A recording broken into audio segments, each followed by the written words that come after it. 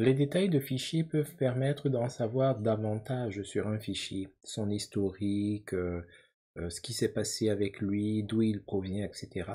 Parce que oui, les fichiers comportent de l'information à l'intérieur lorsqu'on les ouvre, mais il y a des métadonnées qui peuvent vous permettre d'en savoir davantage.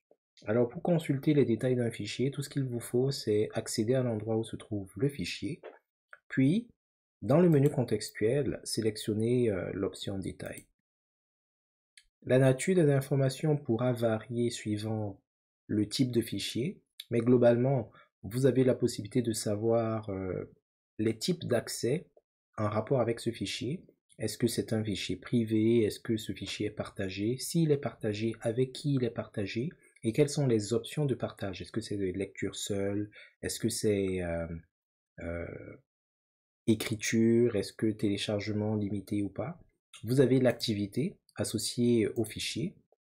L'activité, c'est globalement les événements qui vont se dérouler dans le cycle de vie du fichier. Alors vous pouvez voir que en général, les événements sont classés par ordre chronologique inverse, c'est-à-dire que les événements les plus récents sont en haut et les événements les plus anciens sont en bas. Donc on peut voir que le premier événement, c'est que le fichier a été créé il y a 2 heures.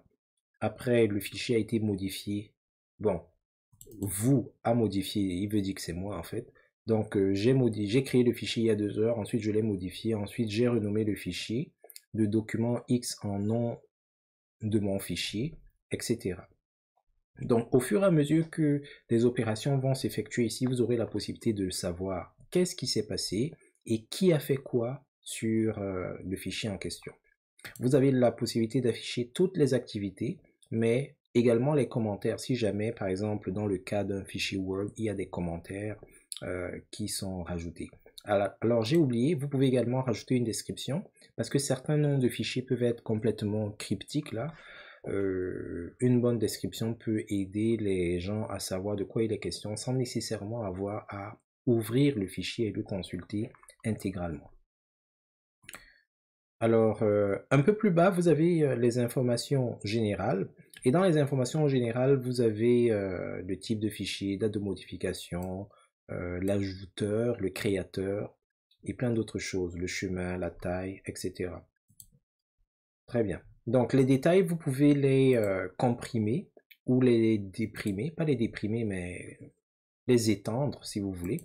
Vous pouvez également activer les notifications par rapport à un fichier donné de telle sorte que si par exemple il est partagé avec d'autres personnes, si ils se mettent à le trafiquer, en fait le trafiquer c'est une connotation un peu négative, mais ils se mettent à le manipuler, faire des changements, que vous en soyez averti. Alors ça c'est par exemple un fichier Word. Essayons de voir ce qu'il en est au niveau par exemple d'une image. Donc si on vient ici, détail. Alors ici on a un petit aperçu, vous pouvez ajouter une légende. Vous voyez déjà que ça c'est une différence par rapport à un fichier Word. On a toujours les informations en rapport avec les accès. On peut mettre les commentaires directement ici. C'est un peu différent des fichiers Word parce que dans un fichier Word et certains fichiers Office, il y a des mécanismes de commentaires qui sont inclus dans l'application elle-même. Mais pour des fichiers qui n'ont pas ce genre de mécanisme, vous avez la possibilité de mettre des commentaires et des mentions à partir des détails du fichier. Vous avez également la possibilité de rajouter des mots-clés. On le verra dans une capsule subséquente.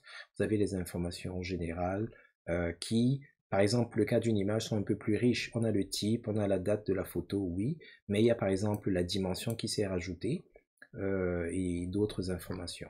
Alors, ce qu'il faut retenir de ceci, c'est que si vous voulez avoir des informations concernant votre fichier autres que les traditionnels nom, date de modification, taille et statut de partage, il vous suffit d'en consulter les détails et vous aurez une foule d'informations additionnelles.